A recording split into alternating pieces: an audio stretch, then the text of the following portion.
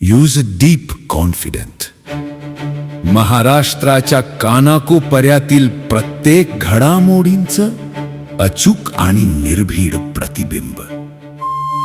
ताज्या राजकारणाच्या बातम्या, शिक्षणातील बदल, गुन्हेगारीवर करडी नजर.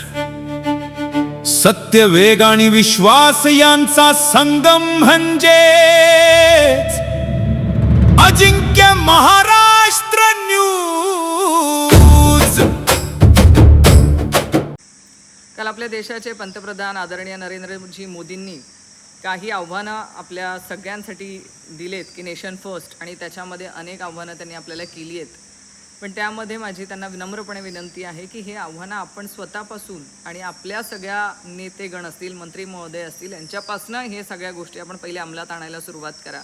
गेल्या निवडणुकीमध्ये जर 5 राज्यांच्या निवडणुकीमध्ये आपण बघितलं असेल तर आपण दणदणून तिथे प्रचार केला, प्रचार सभा घेतल्यात, पैसा खर्च केला, सगळं झालं, आणि ते 5 राज्यांच्या निवडणुका आटोपल्यानंतर आपण आज हे जनतेला आव्हान करतोय.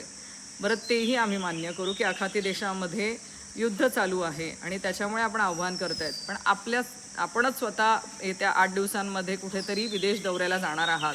मग त्यासाठी पण आपण तो दौरा रद्द करणार आहात का? आपल्या पक्षाचे, आपले जिथे जिथे सरकार आहे त्या सगळे मंत्र्यांच्या मागे जे VIP कॅनवाय चालू राहतो, हाही एक पैशांचा किंवा आपण पेट्रोल डिझेल वाचवण्यासाठी जे आव्हान केलेलं आहे, मग हे ते बंद करणार आहात का तुम्ही या सगळ्यांना मेट्रोने प्रवास करायला सांगणार आहात का? त्यांनाही मेट्रोनेच प्रवास करायला सांगा. कुठलंही कॅनवाय किंवा कुठलीही VIP ट्रीटमेंट त्यांनी घ्यायला नको, असं आमची सगळ्यांची विनंती आहे. तेव्हा जनतेला आपण सगळं हे आव्हान करावं. माझी त्या निमित्ताने आपण सगळे जे आमदार, खासदार हे सगळे विकत घेण्यासाठी जो लाखो करोडोंचा पैसा आपण खर्च करतायत तोही थांबवावा. जाहिरातींवरती जे लाखो करोडो रुपये आज खर्च होत आहेत तोही कृपया आपण थांबवावा, आणि त्यानंतर आपण जनतेला हे सगळे आव्हानं करावेत.